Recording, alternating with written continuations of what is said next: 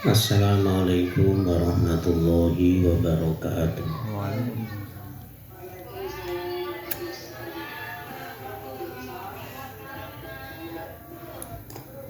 Ila mu'allif al-Fatihah.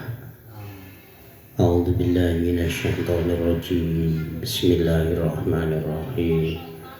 Alhamdulillahi rabbil alamin arrahmanir rahim maliki yaumiddin. Iyyaka na'budu wa iyyaka nasta'in. Ihdinas siratal mustaqim. Shiratal ladzina an'amta 'alaihim ghairil maghdubi 'alaihim waladdallin. Amin. Bismillahirrahmanirrahim. Qala mu'allif rahimallah. Ar-rabi'u kafu baqiyatil jawarihi anil asami minal yadi warijli anil makarihi wa kaful badni anis syubhati waqtal iftori fala ma'na lisawmi anit ta'ami al halali thummal iftori halal haram. Ketika kita melakukan puasa, hikmahnya, rahasianya adalah nomor 4, menjaga seluruh anggota tubuh, baik itu tangan, baik itu kaki, dari segala perilaku-perilaku dosa. Tangan ya tentu untuk mengambil barang yang bukan miliknya, tangan untuk memukul yang bukan haknya, ini dosa. Jadi puasa itu bukan hanya menahan makan dan minum, tapi seluruh anggota tubuh mulai kaki, tangan, semuanya berusaha semaksimal mungkin tidak melakukan dosa-dosa atau yang dilarang oleh agama. Begitu juga ketika berbuka, ini perut jangan sampai kemasukan makanan atau minuman yang syubhat. Makanan yang syubhat bisa saja minumannya ketika berbuka minum bir, atau makanannya itu juga yang gak jelas. Misalkan kita makan sembarangan di restoran, ini dagingnya ayam itu disembelih secara syar'i atau tidak, ini semuanya itu syubhat. Jadi kita puasa tapi makan dan minum pun itu kita jaga. Karena biasanya itu ketika puasa kan semuanya rasanya itu enak. Sehingga kita tidak memikir materi yang kita makan, materi yang kita minum itu seperti apa, kita tidak memikir. Nah, maka tidak ada makna. Maka puasa ini tidak akan membawa hikmah, tidak akan membawa pahala. Ketika mestinya berbuka itu memakai makan minum yang halal, tapi di sini justru berbukanya itu adalah makan minum atau materinya itu haram. Berbuka memakai bir bintang. Bir bintang ini kan juga syubhat. Tapi kalau jelas-jelas itu memabukkan ya hukumnya haram. Berbuka tapi lauknya itu memakai kode atau kata, ya ini jelas itu haram. Maka puasanya itu tidak ada hikmah atau faedahnya. Karena hakikatnya puasa pun menghindari makanan yang halal itu dari makanan-makanan haram. Ya, kalau ada orang puasa ketika sahur makan minumnya itu juga baik-baik saja, halal-halal saja. Tapi nanti berbukanya itu dari makanan-makanan yang haram.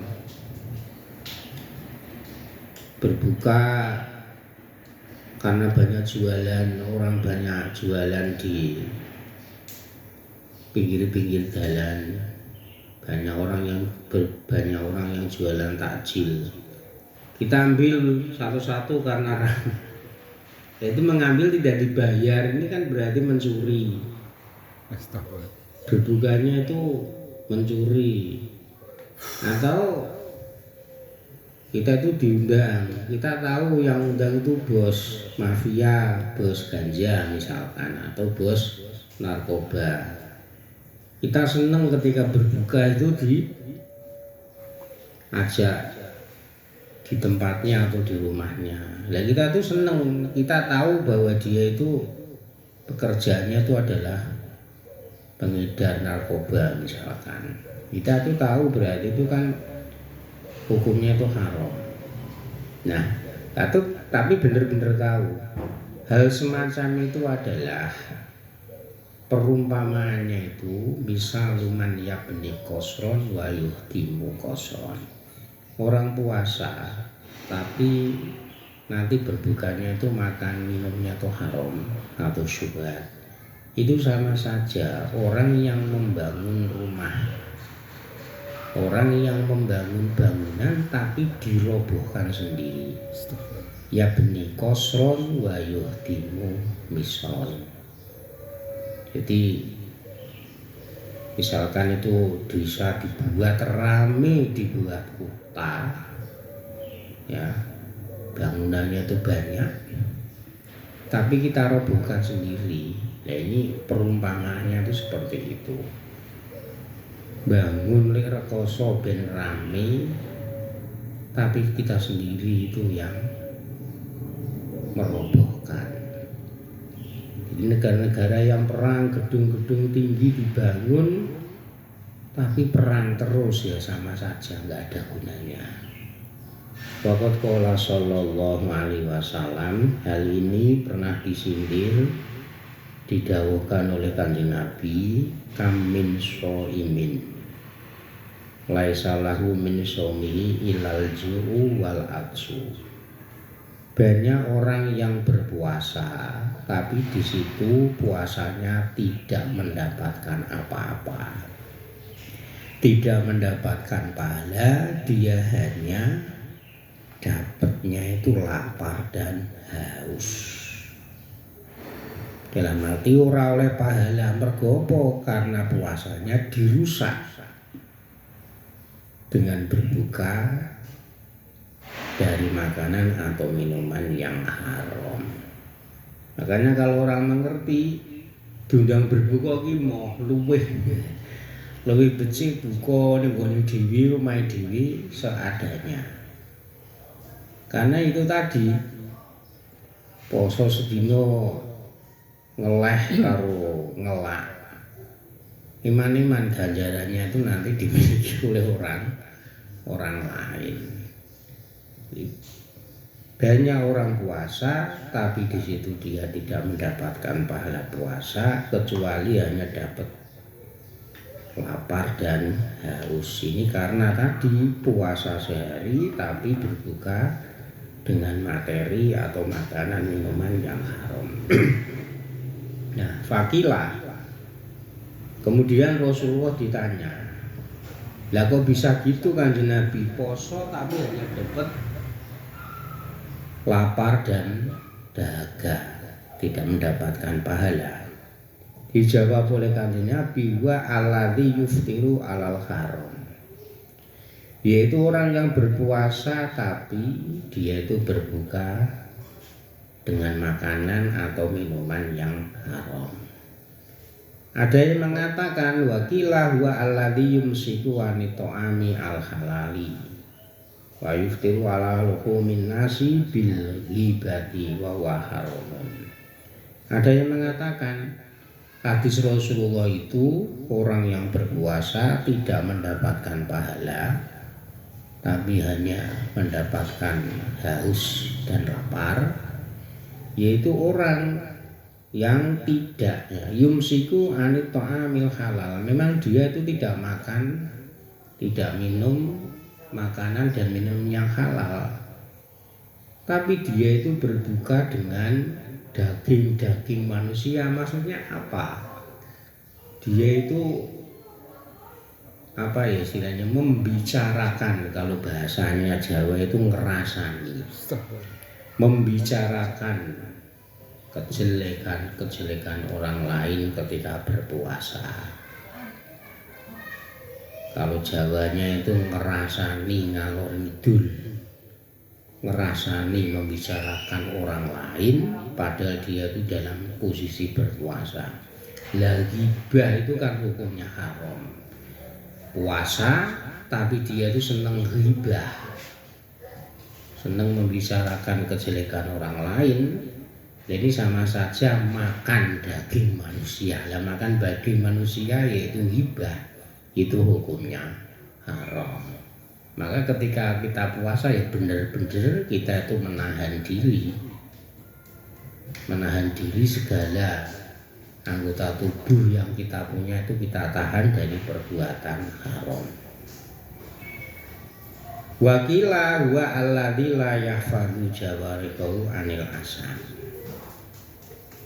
Ada yang mengatakan bahwasanya orang puasa tidak dapat pahala, hanya dapat lapar dan dahaga.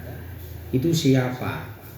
Yaitu orang-orang yang tidak bisa menjaga anggota tubuhnya dari perbuatan-perbuatan haram atau perbuatan dosa.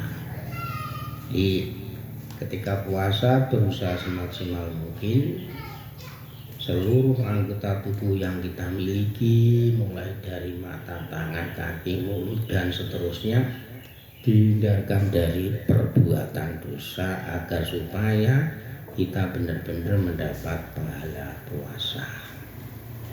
Al-khamisu ala yastaksiru minato amil halali waqtal iftikhar bihaitsu yamtaliku fama min wi'ain abghadu ilallahi azza wa jalla min badni malikin min halalin. Yang nomor 5, hikmah rahasia di balik kita diperintahkan untuk berpuasa agar supaya ketika kita itu berbuka jangan sekali-kali menyantap makanan yang halal itu banyak. Cara wong Jawa sampai kemlakaran. Kalau Indonesianya pokoknya tuh kekenyangan. Yaitu walaupun itu halal. Yaitu apa? Perutnya itu penuh. Kalau orang Jawa itu kemlakaran. Jadi jangan tergesa-gesa. Karena ketika puasa di siang hari itu rasanya semua itu enak. Maka ketika berbuka seakan-akan itu balas dendam. Semuanya itu dimakan. Ini nggak boleh. Dalam arti nggak boleh. Wong puasa itu mestinya itu kesederhanaan, kemudian keseimbangan, tapi dia itu kok tergesa-gesa langsung mangan banyak. Maka fama min wi'ain,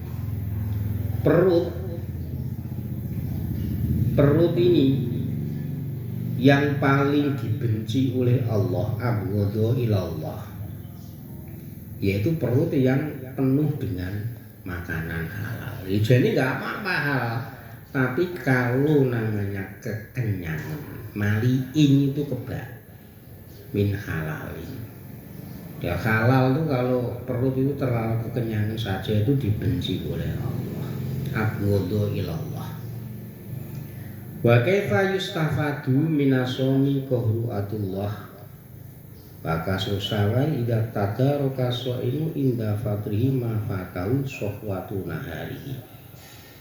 bagaimana mungkin bagaimana mungkin kita melakukan puasa itu bisa menahan, bisa menggertak musuhnya Allah. Musuhnya Allah ya setan. Bisa menggertak musuhnya Allah. Ini nek wong wareg itu digodho karo setan itu kan gampang. Tapi nek wong ngelih lemes. Kaya wong lemes kan ra duwe daya, ora duwe nafsu. Jadi puasa itu mestinya itu kan bisa menggertak musuhnya Allah yaitu setan. Begitu juga mestinya orang puasa itu bisa memecah, menghancurkan, menahan hawa nafsu. Tapi ketika orang yang sedang puasa ini ketika berbuka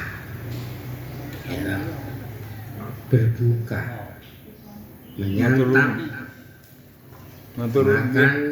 makanan yang berlebih-lebihan ala mafatahu, maka pada dasarnya itu dia itu akan menghancurkan di siang harinya.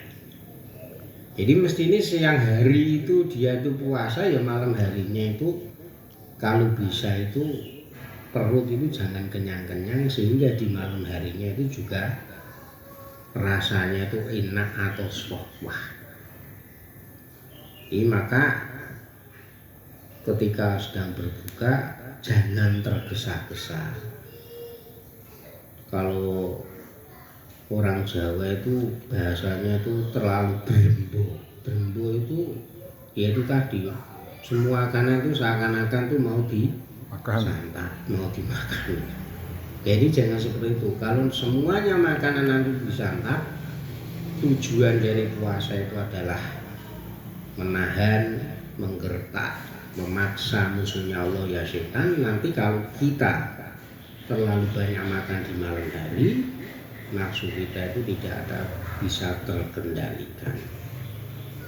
Warubama yazidu alaihi, justru kadang-kadang orang puasa itu karena siang harinya itu semuanya dilihat itu enak, maka dia itu mengumpulkan berbagai macam makanan. Mangga mateng di pohon karena dimakan kelelawar atau tupai itu lho rasane enak, dikumpulke. Nanti perlu jambu di siang hari dikumpul nih. Nah ini yatafi alwani to'ami hatas tamarot al adatu bi ayudakhiru jami al idmah li ramadhana fayukalu minat tomami fihi ma la yukalu fit iddati asyurin. Jadi ketika puasa itu jangan menghilangkan kebiasaan. Kebiasaannya itu apa? Setiap hari di luar bulan puasa kita itu kan makannya itu biasa saja. Tapi justru kebiasaan atau adat di sini lah ya, di sini dikatakan adat. Kebiasaan sekarang itu adalah justru malah di bulan suci Ramadan itu nyimpen berbagai banyak makanan. Jadi kesederhanaannya itu kurang. Mestinya puasa itu kan kesederhanaan. Tapi ya sekarang juga dipengaruhi itu dengan jualan takjil, difasilitasi oleh desa dan seterusnya. Macam-macam pengen di duit oke ya dituku kabeh harus. Tapi pada dasarnya perilaku kita ketika puasa itu adalah mestinya yang kebiasaan kita itu sederhana di luar bulan suci Ramadan, maka di bulan suci Ramadan itu lebih sederhana. Apa biasanya ono to sakliyane Ramadan kudu ono kolak, kudu ono harus ada es degan, harus ada makanan kecil dan sebetulnya kan tidak ada. Tapi justru di bulan Ramadan ini kebiasaan kita itu justru malah makanannya itu banyak. Ya kalau budayanya itu kita itu tujuannya untuk sodakoh, mencari keberkahan di bulan suci Ramadan dengan berbagi takjil, itu baik-baik saja. Tapi untuk diri kita yang sedang melakukan puasa ini, untuk diri kita menyimpan banyak berbagai makanan itu tidak baik. Wa ma'lumun anna maqsuda shaimi al-khawa wa kasrul hawa litaqawiyyan nafsa ala taqwa.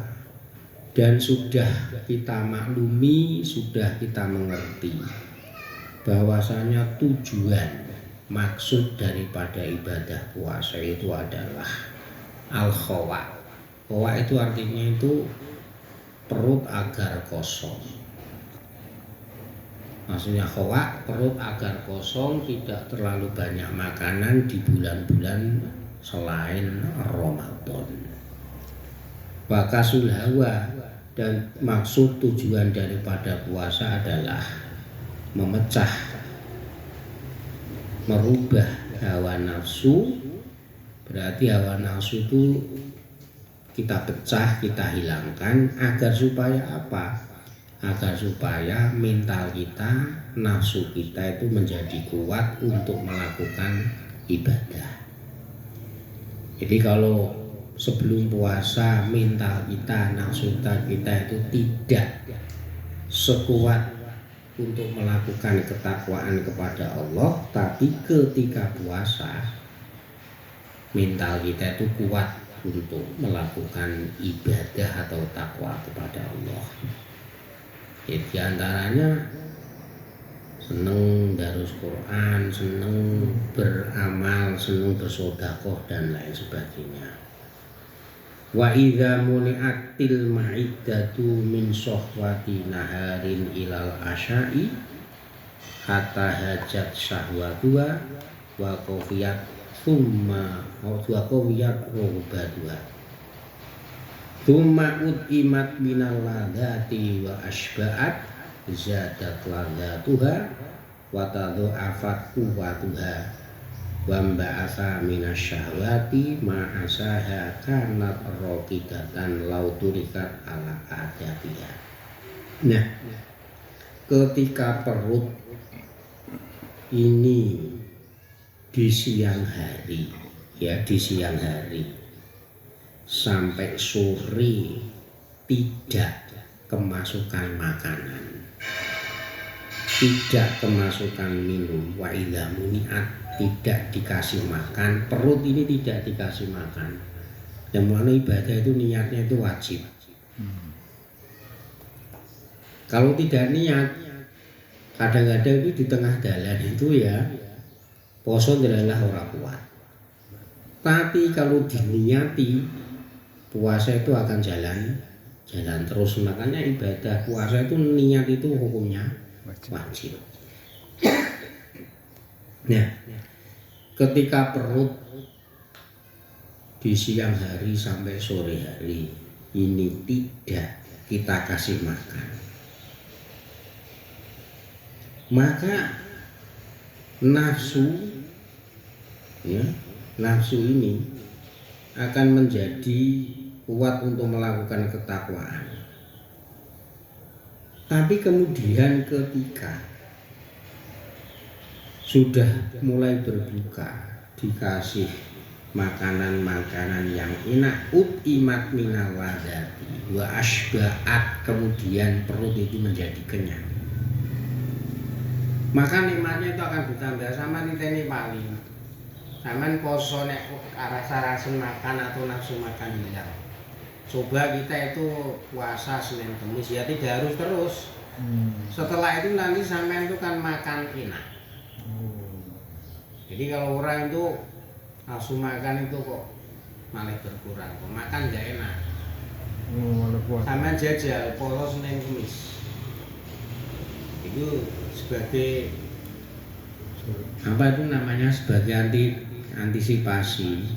Jadi tidak perlu beli obat nafsu makan atau jamu nafsu makan. Coba kita puasa Senin Kamis. Nanti setelah itu makan itu kan rasanya itu enak. Zadat ladzatuha wa tadhu'afat quwwatuha. Nah, ketika makan itu menjadi enak, kita kasih terus, maka nafsu itu akan menjadi kuat, ya. Dan maidah, perut ini pun juga akan menjadi kuat. Pada apa? Lazada, ketika perut itu merasakan enak, maka perut itu akan menjadi kuat. Tapi nafsu itu akan bertambah. Wazadati syahwatu, nafsu itu akan menjadi kuat. Nah, ma'asahakan natrotida dan hal semacam ini. Jadi sampean ku nek poso Senin Kemis weteng kok menjadi enak, perut pun juga akan menjadi enak. Nah, tapi ketika perut enak pengen mangan itu ojo dituruti gitu loh maksudku. Nanti kalau dituruti kembali lagi yang kuat itu adalah nafsunya. Nah, ketika nafsu mesti tujuannya poso itu agar supaya pikiran kita mulai pagi sampai sore itu jernih. Maka ketika nafsu itu timbul karena ya makan enak ditambahi terus, maka hal semacam ini akan menjadi mengkotori pikiran kita. Kanat rokidatan. Jadi nafsu itu akan mengotori pikiran kita. Mengotori pikiran kita lauturikat alat adadiyah bila kita biarkan sebagaimana mestinya. Jadi mesine piye nafsu, mestine nafsu iki yo kadang-kadang kita kendalikan dengan puasa. Makanya dalam hadis Nabi itu kan barang siapa punya nafsu untuk nikah dan punya ragat, punya biaya untuk nikah, maka hendaknya dia itu nikah. Fa'ilam yastati, bila tidak mampu mergo ora ragat, fa'alaihim bisawmi, maka hendaknya dia itu puasa. Li'annahu wijaun lis nafsi, krono puasa itu sebagai benteng daripada nafsu. Jadi di antara hadis Kanjeng Nabi itu, nek mampu rabi, ya rabi yo nek ndek ragat. Ning nek ora fa'ilan ya stati urung mampu. Rono ora duwe biaya, ya dikongkon puasa. Agar supaya apa? Agar supaya nafsu atau syahwatnya itu terkendali. Faruhus shaumi wasirruhu tadhaiful quwa ala diya wasailu syaitani fil audi ila syururi. Faruhus shaumi, bukan roh ya, faruhus shaumi. Jadi puasa itu kalau kita itu hanya istilahnya puasa, ninggalin kewajiban, ya nanti hikmahnya sendirinya kita tidak dapat. Tapi bila kita itu merasakan puasa itu nikmat, ya, farohus shaumi wasiruhu, sirine poso ini justru akan melipat gandakan kekuatan. Ini mau bar poso kan mesti mangan iki enak gitu loh kan. Makan iki enak. Justru wong poso itu adalah menambah kekuatan karena poso diantaranya adalah untuk toksik ya. Toksik menghilangkan kotoran-kotoran yang ada pada tubuh kita. Jadi pada dasarnya itu akan menimbulkan kekuatan-kekuatan yang baru. Nah, kekuatan-kekuatan baru inilah nanti akan menjadi perantara setan ini untuk kembali melakukan perbuatan-perbuatan yang tidak baik. Makanya kita harus mengerti rahasia atau hikmah puasa. Hikmah puasa adalah bukan cuma menahan makan dan minum, tapi perilaku kita adalah perilaku di mana kita itu satu sederhana, yang kedua itu adalah niatnya, hikmahnya adalah memecah kasrus syahwati. Tapi kalau kita sedang puasa, aku ora enak mangan tak poso seneh kumis. Lah nanti setelah poso kumis itu enak meneh. Lah enak meneh itu nanti adalah kekuatan fisik kita itu justru malah tambah. Lah kekuatan fisik kita tambah ini adalah wasa ilu syaiton sebagai perantara syaitan untuk kembali melakukan perbuatan-perbuatan yang tidak baik. Makanya kita perlu hikmah atau siri daripada kita itu puasa. Jadi istilahnya ojo apa ya? Ojo marui. Kadung istilahnya balas dendam. Sehari penuh 35 makan. Sekarang dendam. Sebulan penuh nggak boleh makan. Soalnya dendam. Nah ini nanti justru akan menimbulkan nafsu itu menjadi kuat kembali, dan ini adalah wasail syaiton. Nanti kita itu tidak mendapatkan hikmah daripada puasa itu sendiri. Walayah solodalika illa bitaklili, dan setan ini tidak akan menggoda lagi. Ya, setan tidak menjerumus kita ke dalam hal-hal yang sifatnya itu jelek, bila surur, kecuali kita itu menyedikitkan atau kita itu mengonsumsi makan dan minum jangan berlebihan. Wa man ja'ala baina qalbihi wa baina sadrihi mikhlatan minat ta'ami fawa anil malakuti mahjubun. Barang siapa antara hati dan dadanya itu ada kantong atau tempat untuk makan. Dalam arti gimana toh? Perutnya kebak terus, maka dia tidak akan bisa menemukan rahasia-rahasia ilahi. Malakut itu rahasia ilahi. Dia ngutengi warep terus ki wegah mikir, lemes malahan wong warep terus malah lemes, cuman nafsune gede. Anil malakuti mahjubun, dia itu akan terhana.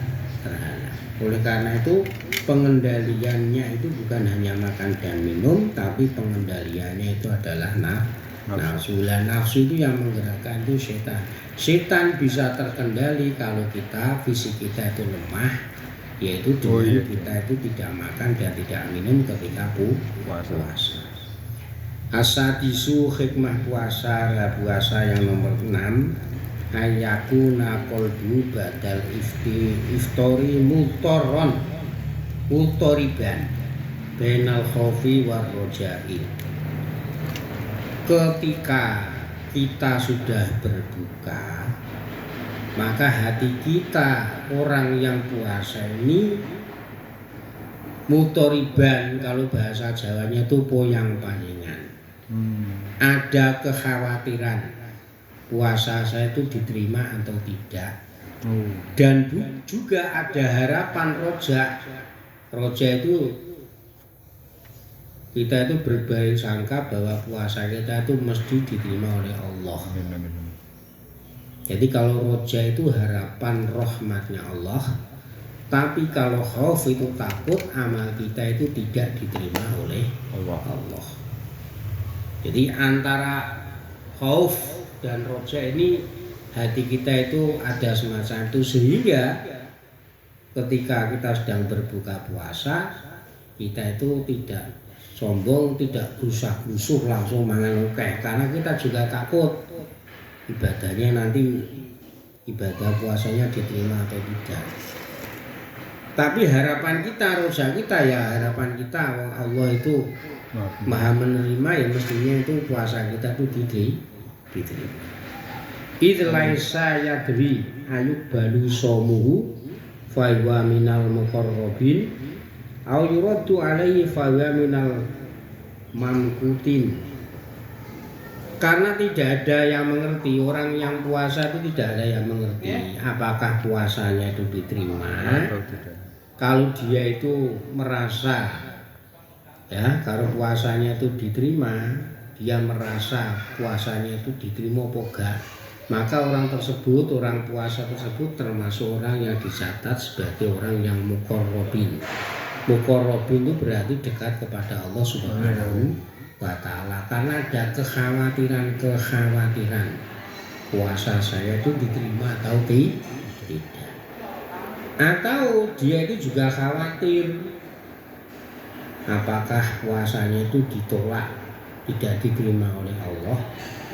Kalau ada orang semacam itu, dia itu termasuk orang yang dibenci oleh Allah. Kawan poso, makan minumnya, bukanya, sahurnya dari perbuatan halal, dulu persangkaan diterima apa enggak? Kalau orang punya persangkaan semacam itu, dia itu termasuk mamkutin. Mamkutin itu orang yang dibenci oleh Allah. Wal yakun kadzalika fi akhiri kulli ibadatin yafrogu minha. Dan hendaknya orang yang berpuasa itu semacam itu maksudnya piye? Dia punya harapan dan juga punya kekhawatiran. Jadi kalau nanti dia itu khawatir, berarti minal muqarrabin, orang yang dekat dengan Allah.